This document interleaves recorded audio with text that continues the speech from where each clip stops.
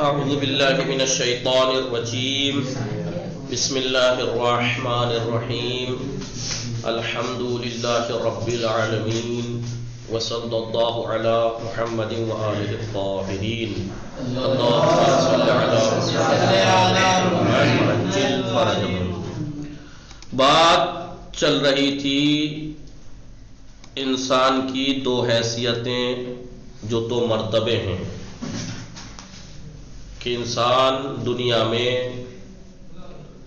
ایک تو انسان کی جو دو مرتبے ہیں وہ کیا ہیں؟ ایک حیوانی مرتبہ اور ایک انسانی مرتبہ۔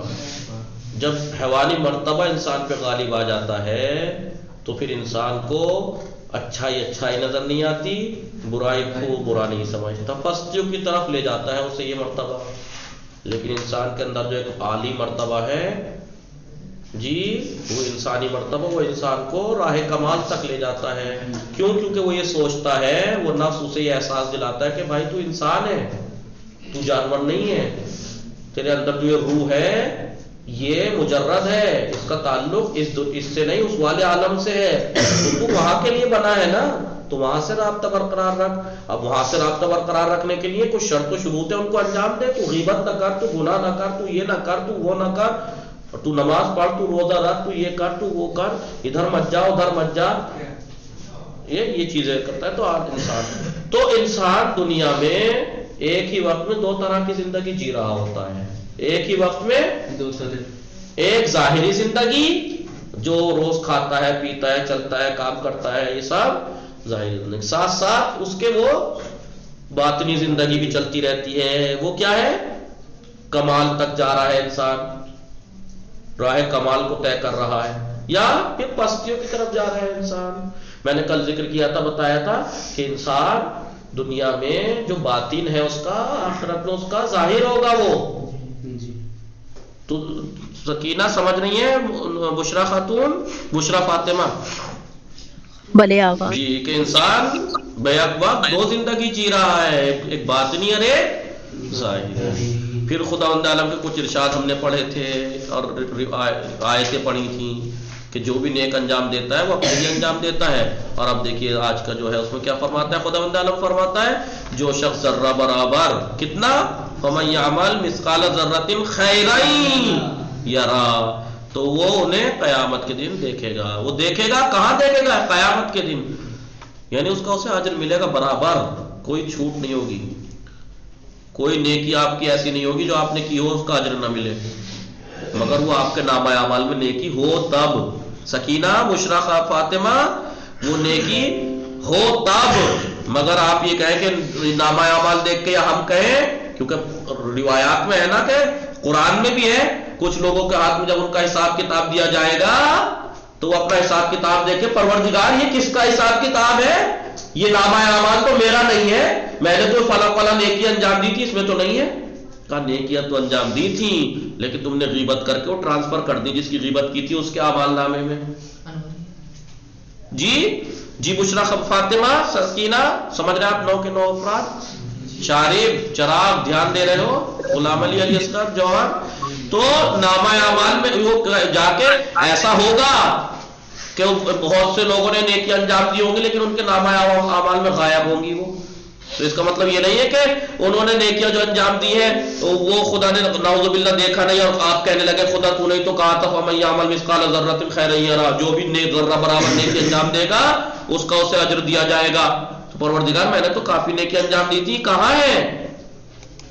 تو پتہ اسے لگے گا، پھر کیا پتہ لگے گا کہ نیکیاں جو انجام دی تھیں وہ بعض گناہوں کی وجہ سے ختم ہو گئی۔ آپ نے روایت میں پڑھا ہے بعض گناہ ایسے ہیں جو تمام نیکیوں کو ختم کر دیتے ہیں۔ غضب اور کون سی چیزوں کے بارے میں آیات و روایات باقاعدہ ہیں۔ حسد ایمان کو جلا کے ایسے جلا دیتا ہے جیسے آگ لکڑی کو، اعمال کو ایسے ختم کر دیتا ہے جیسے پانی میں نمک گھل جاتا ہے۔ تو اب اگر میں نے ہزاروں نیکی انجام دی زندگی میں اور قیامت کے دن میرا نام آیا اعمال خالی، تو اس میں پروردگار کی تھوڑی وہ ہے، یہ میری غلطی ہے کہ میں نے ہزاروں نیکی انجام تو دی تھی لیکن کچھ غلطیاں ایسی بھی کر دی تھی، گناہ ایسے بھی کیے تھے جو تمام نیکیوں کو کھا گئے۔ تو خداوند عالم کے کیا فرماتا ہے؟ جو شخص ذرہ برابر اچھے کام انجام دیتا ہے فَمَن يَعْمَلْ مِثْقَالَ ذَرَّةٍ خَيْرًا يَرَهُ خَيْرًا وہ اسے قیامت کے دن دیکھے گا. یرا دیکھے گا مطلب کیا؟ اسے وہ ملے گی جو. اور جو شخص ذرہ برابر برے کام انجام دیتا ہے وہ ان کو بھی دیکھے گا. فَمَن يَعْمَلْ مِثْقَالَ ذَرَّةٍ شَرًّا وَمَن يَعْمَلْ مِثْقَالَ ذَرَّةٍ شَرًّا يَرَهُ. خدا فرماتا ہے انسان کے لیے نہیں ہوگا. کیا فرماتا ہے؟ انسان کے لیے نہیں ہوگا، کچھ نہیں ہوگا مگر وہ جسے تلاش اور حاصل کرتا ہے. جو اسے تلاش اور حاصل کرتا ہے وہ ہوگا اس کے لیے، اور وہ اپنی کوشش اور تلاش کو عنقریب دیکھے گا. خدا فرماتا ہے جو اچھائی تم نے آگے اپنے لیے بھیجی ہے. کہاں بھیج رہے ہیں ہم؟ یہ جو نیکیاں یا برائی انجام دے رہے ہیں ہم بھیج رہے ہیں کہ محفوظ ہو رہی ہیں. آپ یہ نہ سوچئے گا میں نے کل گناہ کیا کرتا تو کل کیا تھا ختم ہو چکا. یہ ہم نے بھیج دیا، لکھا گیا، وہاں پہنچ گیا. نیکی جو انجام دی تھی وہ پہنچ گئی وہاں، اسے اللہ کے پاس تم موجود پاؤ گے. فرق یہ ہے کہ برائی جو ہوگی اس کا اتنا ہی دیا جائے گا، نیکی اگر آپ نے انجام دی تو اس کا 10 برابر 100 برابر پاؤ گے. ہے روایات میں نہیں ہے؟ یہ خدا کا رحم و کرم ہے، لطف ہے کہ برائی کرو گے تو برائی کا جتنا ہے اتنا ملے گا، اچھائی کرو گے تو جو یہاں ایک اچھائی انجام دی اس کا 10 برابر وہاں ملے گا آپ کو، 100 برابر تک بھی ہے روایات میں. خدا فرماتا ہے جس دن مال اور اولاد تمہیں کوئی فائدہ نہیں دیں گے. اولادم ولا کیا ہے وہ؟ معلوم ولا بنون. یہ لفظ آیت پوری یاد نہیں ہے. لا ينفعون اولاد آیت ہے، وہ کبھی گڑبڑ ہو جائے ہے. اور معلوم ولا بنون، نہ تمہیں اولاد فائدہ دے گی اور نہ ہی اس دن تمہیں یوم لا تنفع، ایسے ہے. تو اس دن نہ تمہیں اولاد فائدہ دے گی نہ مال. تو پھر کیا فائدہ دے گا؟ مگر وہ جو سالم قلب کے ساتھ اللہ سے ملاقات کرے گا. جو سالم قلب کے ساتھ اللہ سے ملاقات کرے گا وہ فائدہ دے گا. نہ اولاد فائدہ کام آئے گی ماں، نہ ہی مال. پیغمبر علیہ السلام، پیغمبر صلی اللہ علیہ وآلہ وسلم نے اپنے ایک صحابی سے فرمایا اے قیس، تو مجبور ہے کہ اپنے لیے کوئی ساتھی بنائے. جو قبر میں تیرے ساتھ ہوگا وہ ساتھی زندہ ہوگا اور تو اس کے ساتھ دفن ہوگا. اگر تیرا ساتھی اچھا اور عمدہ ہوا تو وہ تیری عزت کرے گا، اور اگر وہ پست، تیرا ساتھی پست برا ہوا تو وہ تجھے بھی پست و ذلیل کر دے گا. تب ایسا ہوگا تو قیامت میں اسی کے ساتھ محشور ہوگا اور تجھے اس کے متعلق پھر اس سے پوچھا جائے گا. بس کوشش کر کہ تو اپنا نیک ساتھی اپنے لیے اختیار کرے کہ اگر وہ نیک اور صالح ہوا تو وہ تجھ سے انس و محبت کرے گا، انس و محبت کرے گا، اور اگر ساتھی برا ہوا تو تجھے اس سے وحشت اور عذاب کے علاوہ کچھ نہ ملے گا. اور وہ تیرا ساتھی کون ہے؟ تیرا عمل. تیرا عمل ہے تیرا ساتھی. جو کہہ رہے ہیں نا ایس قیس، تو اپنا ساتھی بنا جو تیرے قبر میں کام آئے. تو ایسا ساتھی بنا جو تیرے قبر میں کام آئے، اور وہ ساتھی تجھے اگر اچھا ہوگا تو تیری عزت کرے گا. تو اگر اچھا ہے تو تیرا ساتھی اچھا ہوگا. تو آج اعمال، تیرا ساتھی اگر اچھا اور عمدہ ہوا تو تیری عزت کرے گا، اور اگر وہ پست ہوا تو تجھے ذلیل و خوار کر کے رکھ دے گا. قیامت میں اسی ساتھی کے یعنی اعمال کے ساتھ محشور ہونا ہے، اور تجھ سے اسی کے متعلق سوال کیا جائے گا. وہ ساتھی کون ہے؟ اعمال، تیرا عمل. انسان اس دنیا میں، اسی دنیا میں اخروی زندگی کے لیے اپنے نفس کی تربیت کرنے میں مشغول رہتا ہے. بھائی ہمیں جو یہاں دنیا میں بھیجا ہے اس والے یہ مقصد تھوڑا، یہ مقصد وہ ہے یہاں اپنے آپ کو، بھائی ظاہر سی بات ہے کہیں اگر پہنچنا ہے تو راستہ تو طے کرنا پڑے گا. ہر چیز کا ایک اپنا مخصوص راستہ ہوتا ہے. اس کا راستہ اس دنیا سے گزرتا ہے. اس راستے میں ہمیں کیسے گزرنا ہے وہ ہمارے ہاتھ میں ہے. اور عقائد جی کہ وہ اپنی دنیا میں، اس دنیا میں اس اخروی زندگی کے لیے تربیت کرتا ہے اپنے آپ کو، اس میں مشغول رہتا ہے. اور عقائد اور افکار، فکر جو افکار ہیں، عقائد ہیں، اور ملاقات اور عادات، محبت، علاقہ مندی اور مانوس چیزوں کی طرف وہ توجہات اور وہ کام جو روح انسانی پر اثر انداز ہوتے ہیں تدریجاً، یعنی اسٹیپ بائی اسٹیپ ان سے ساختہ، پرداختہ اور پرورش پاتا ہے. ان کے ذریعے سے انسان پلتا ہے، تربیت پاتا ہے. جو انسان کس طرح کیا ہے، انسان کس طرح بنے، ان چیزوں سے وہ مربوط ہوتی ہیں چیزیں. معارف، عقائد، صحیح فضائل، مکارم اخلاق، محبت اور خدا سے پیوند، توجہ اور اللہ سے انس، خدا کی اطاعت اور اس کی رضایت کا حاصل کرنا اور وہ نیک کام بجا لانا جس کا خدا نے حکم دیا ہے، یہ انسان کی جو ملاکوتی روح ہے اس کے مدارج، اس کے درجوں کو کمال تک پہنچاتے ہیں.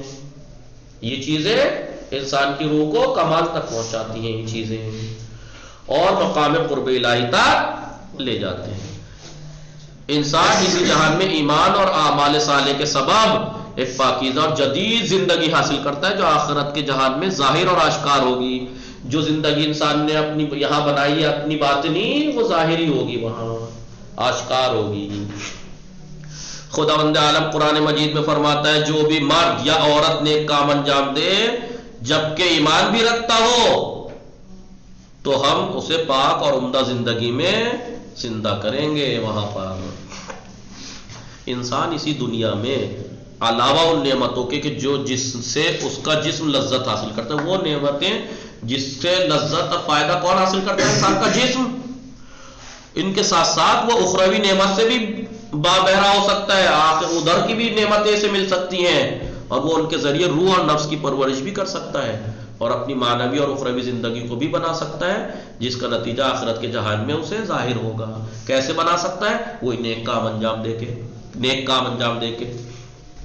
امام جعفر صادق علیہ السلام نے فرمایا اللہم صلی علی محمد، خدا اور اپنے بندوں سے فرماتا ہے، خدا اپنے بندوں، امام صادق کیا فرما رہے ہیں کہ خدا بند عالم اپنے بندوں سے فرماتا ہے میرے دوست بندے دنیا میں عبادت کی نعمت سے فائدہ حاصل کرو تاکہ اسی سے آخرت کے جہاں میں تمہیں فائدہ حاصل کر سکو تم. حضرت علی علیہ السلام نے فرمایا ہے کہ اللہ کا دائمی ذکر کرنا روح کی غذا ہے. اللہ کا ہمیشہ ذکر کرنا یہ روح کی غذا ہے. بھائی جسم کی غذا تو کھانا ہے ہی، اس روح کا کیا ہے غذا؟ اللہ کا. نیز حضرت علی علیہ السلام نے فرمایا ہے کہ اللہ کے ذکر کو فراموش نہ کرو کیونکہ وہ دلوں کا نور ہے. اللہ کا ذکر، اللہ بذکر اللہ تطمئن القلوب، ذکر خدا قلوب کو مطمئن کرتا ہے، اطمینان بخشتا ہے، نور بھی ہے. انسان کے لیے بہشت اور بہشتی نعمتیں، جہنم اور جہنم کے عذاب کے عقائد، اخلاق اور اعمال کے ذریعے سے ہی اسی دنیا میں بنتے ہیں. یہ جو بہشت اور بہشت کی نعمتیں انہی ہم اسی دنیا کے ذریعے سے بنتی ہیں، اس دنیا میں ہی رہ کے ہم کماتے ہیں یہ، اور جہنم کا عذاب بھی اور جہنم بھی اسی دنیا میں کماتے ہیں ہم. گرچہ انسان اس سے غافل ہے لیکن آخرت کے جہان میں یہ سب حقیقت واضح ہو جائے گی. امام سجاد علیہ السلام نے ایک کیا ہے کیا لکھا ہے؟ حدیث لکھا ہوگا. یہ ایک حدیث میں ارشاد فرمایا ہے کہ متوجہ رہو. املے کی کچھ پرابلم کی غلط لگ رہی ہے، بحث ہوگا یہی ہے کہ امام سجاد علیہ السلام نے فرمایا. جی ہماری بک میں یہی ہے، امام سجاد علیہ السلام نے فرمایا. ہاں، امام سجاد نے فرمایا کہ متوجہ رہو، جو بھی اولیاء خدا سے دشمنی کرے گا اور خدا کے دین کے علاوہ کسی دین کو اپنائے اور ولی خدا کے حکم کو پس پش ڈالے اور اپنی رائے اور اپنی فکر پر عمل کرے کہ میری رائے یہ کہتی ہے، میرا عمل یہ فکر یہ کہتی ہے، اس پہ عمل کرے تو وہ شعلہ ور آگ میں ہوگا، بھڑکتی ہوئی آگ کے اندر جائے گا. وہ ایسا انسان جو جسم کو کھا جائے گی، ایسی آگ جو جسم کو کھا جائے گی. وہ بدن کے جنہوں نے ارواح کو اپنے سے خالی کیا ہوا، وہ جسم جنہوں نے روحوں سے اپنے بدنوں کو خالی کیا ہوا ہے، بدبختی نے ان پر غلبہ کیا ہوا ہے، یہ وہ مردے ہیں جو آگ کی حرارت کو محسوس نہیں کرتے. بھائی ہم ابھی گناہ انجام دے رہے ہیں تو آگ میں ہیں، ہم ابھی محسوس نہیں کر رہے، پتہ لگ جائے گا بعد میں. اگر وہ زندہ ہوتے تو وہ درد اور آگ کی حرارت کو محسوس کرتے. اے صاحبان بصیرت، عبرت حاصل کر اور اللہ کا شکریہ ادا کرو کہ خداوند عالم نے تمہیں ہدایت کی ہے. ٹھیک ہے. اب بھائی خداوند عالم کیا فرماتا ہے جو لوگ یتیموں کا مال ظلم اور ناحق سے کھا جاتے ہیں، جو یتیموں کا مال کھا جاتے ہیں ظلم کے ذریعے ناحق، وہ اپنے پیٹوں کو آگ میں آگ بھرتے ہیں اور یہ آگ قریب شعلہ ور ہوگی. ابھی اگر کوئی یتیموں کا مال کھا رہا ہے، لوٹ کھسوٹ کے ظلم کر کے کھا رہا ہے، اسے احساس تھوڑی ہو رہا ہے کیونکہ اس کی روح مر چکی ہے. روح اس کی جو روح انسانی تھی سکینہ بشرا وہ مر چکی ہے، اس لیے اسے احساس نہیں ہو رہا.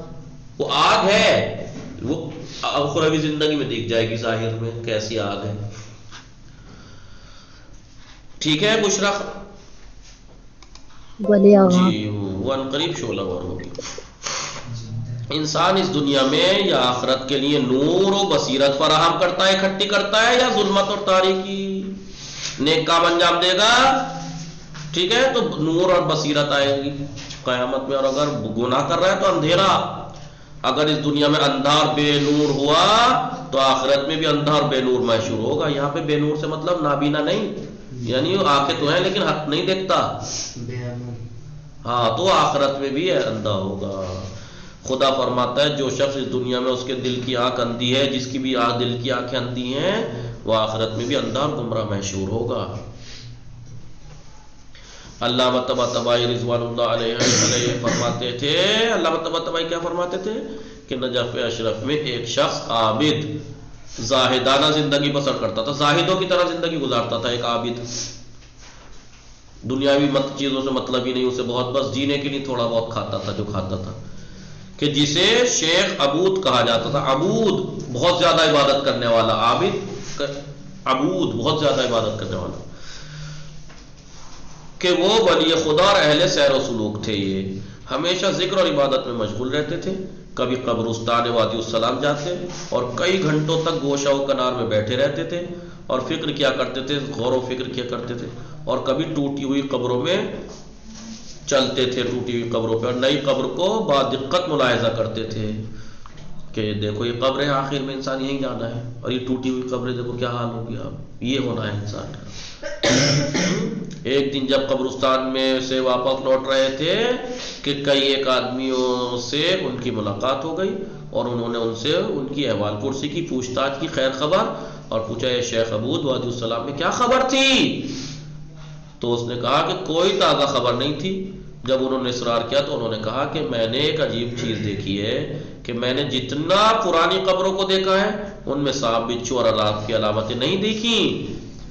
میں نے ان میں سے ایک قبر والے سے سوال کیا، روایت میں آیا ہے کہ میت کی قبر میں سانپ اور دوسرے اذیت دینے والے جانوروں سے عذاب دیا جاتا ہے، لیکن میں تو آپ کی قبروں میں سانپ اور عقرب بچھو کو نہیں دیکھ رہا. تو قبر والے نے جواب دیا ٹھیک ہے کہ سانپ اور بچھو ہماری قبروں میں نہیں، لیکن تم خود ہو کہ دنیا سے سانپ اور بچھو اپنے ساتھ لے کر آتے ہو اور یہاں ان سے عذاب دیے جاتے ہیں. انسان کی باطنی اور نفسانی زندگی ایک حقیقی اور واقعی زندگی ہوا کرتی ہے. انسان کی باطنی اور نفسانی زندگی جو ہے وہ حقیقی زندگی ہے. کبھی آپ سوچیں افسانہ ہے، اندرونی اور باطنی زندگی انسان کی ایک زندگی ہے. انسان اپنی باطنی ذات میں ایک واقعی اور حقیقی راستہ طے کرتا ہے، یا تو وہ سعادت اور کمال تک پہنچتا ہے یا بدبختی اور ہلاکت کی طرف لے جاتا ہے. وہ حقیقی ایک حرکت اور سیر کر رہا ہے واقعات میں، اور عقائد اور اخلاق اور اعمال سے انسان مدد حاصل کرتا ہے. خداوند عالم فرماتا ہے جو شخص بھی عزت چاہتا ہے تمام عزت خدا کے لیے، اور اچھے کلمات اور پاک مضمون خدا کے لیے صعود کرتے ہیں، اوپر چڑھتے ہیں، ترقی کرتے ہیں، اور عمل صالح کو خدا اوپر لے جاتا ہے، نیک اعمال کو. نفس کا فعلی ہونا کوشش اور کام کرنے کے نتیجے میں ہوا کرتا ہے. نفس جو فعلی ہے، نفس فعلی اس کا کوشش اور کام کے نتیجے میں ہوا کرتا ہے. عقائد اور اخلاق اور ملکات اور خصائل، خصلتیں، نیک عادتیں اور ہمارے اعمال سے وہ بنتا ہے ہمارا نفس، جو آخرت کے جہان میں اچھا یا برا نتیجہ جا کر ظاہر ہوتا ہے. یہ نفس جو ہوتا ہے وہ کوشش سے بنتا ہے. تو اب وہ نفس اپنے آپ کو بنائے کیسے، وہ کل پڑھیں گے انشاءاللہ. اپنے آپ کو کیسے بنائیں، یہ علوم میں یہ بات ثابت ہو چکی ہے، ثابت ہو چکا ہے کہ انسان کی روح جسمانی الحدوث اور روحانی البقاء، جسمانی اعتبار سے حادث ہے یعنی اب ہے، اب نہیں ہوگی. یعنی جسم تو اس کا نہیں ابھی ہے، بعد میں نہیں ہوگا، لیکن اس کی روح باقی رہنے والی ہے. یعنی اس کی ملکوتی روح کی وہی اس کی جسمانی صورت ہے. جسمانی صورت جو ہے نا وہ بالتدریج تکامل کر کے مرتبہ نازل روح انسانی تک آئی ہے، اور اس کی حرکت اور تکامل ختم نہیں ہوگی، بڑھتی جائے گی، بلکہ تمام عمر تک اسی طرح وہ جاری اور ہمیشہ رہے گا. ابتدا میں روح انسانی ایک مجرد اور ملکوتی موجود تھا جو عالم مادہ سے برتر تھا، عالم مادہ سے اوپر تھی ہے، لیکن مجرد تمام اور کامل نہیں ہے، بلکہ ایسا مجرد کہ جس کا مرتبہ نازل جسم اور بدن سے تعلق رکھتا ہے۔ روح کا ایک تعلق ہمارے جسم سے ہے نا، یہ ایک 2 مرتبے رکھنے والا موجود ہے انسان۔ اس کا ایک مرتبہ مادی ہے، وہی ہمارا جسم چھوا جا سکتا ہے، دیکھا جا سکتا ہے، تولا جا سکتا ہے، اور اس کا بدن سے تعلق ہے۔ روح کا ایک مرتبہ کیا ہے؟ مادی، جو جسم سے تعلق رکھتا ہے اور مادی کاموں کو انجام دیتا ہے، اسی وجہ سے اس کے لیے استقبال اور حرکت کرنا تصور کیا جاتا ہے۔ اس کا دوسرا مرتبہ مجرد ہے اور وہ مادے سے بالاتر ہے۔ روح کا ایک مرتبہ مجرد ہے جو جسم سے تعلق رکھتا ہے مجرد چیز سے، اور روح کا ایک مرتبہ مجرد ہے جو بالاتر ہے، اسی وجہ سے وہ غیر مادی کام دیتا ہے۔ ایک طرف وہ حیوان ہے انسان اور جسمدار ہے روح، اور دوسری طرف وہ انسان ہے اور ملکوتی ہے، جبکہ وہ صرف ایک حقیقت صرف ایک ہے اور اس سے زیادہ نہیں، لیکن وہ حیوانی غرائز اور صفات بھی رکھتا ہے اور حیوانات والے کام انجام دیتا ہے، اس کے باوجود وہ انسانی غرائز اور صفات انسانی بھی رکھتا ہے اور انسان کا کام انجام دیتا ہے۔ ہے نہیں بڑا عجیب و غریب خلقت یہ مخلوق؟ ایک ہی ذات، ایک ہی حقیقت، الگ الگ طرح کی، مجرد سے بھی تعلق رکھتا ہے، مادے سے بھی۔ اس عجیب الخلقت موجود کے بارے میں، مخلوق کے بارے میں خداوند عالم کیا فرماتا ہے بنانے کے بعد؟ فَتَبَارَكَ اللَّهُ أَحْسَنُ الْخَالِقِينَ، واہ واہ، شاباش و بہترین خلق کرنے والے کو، کیا چیز خلق کر دی! ہے نہیں عجیب الخلقت انسان؟ جی، ابتدا میں ایک موجود خلق ہوا جو کامل نہیں تھا، بلکہ اپنے آپ کو بالتردید بناتا ہے اور تربیت اور پرورش کرتا ہے، تب جا کے یہ ہوتا ہے۔ باقی انشاءاللہ کل۔ وصلی اللہ علی محمد وآلہ الطاہرین۔ اللہم صلی علی محمد۔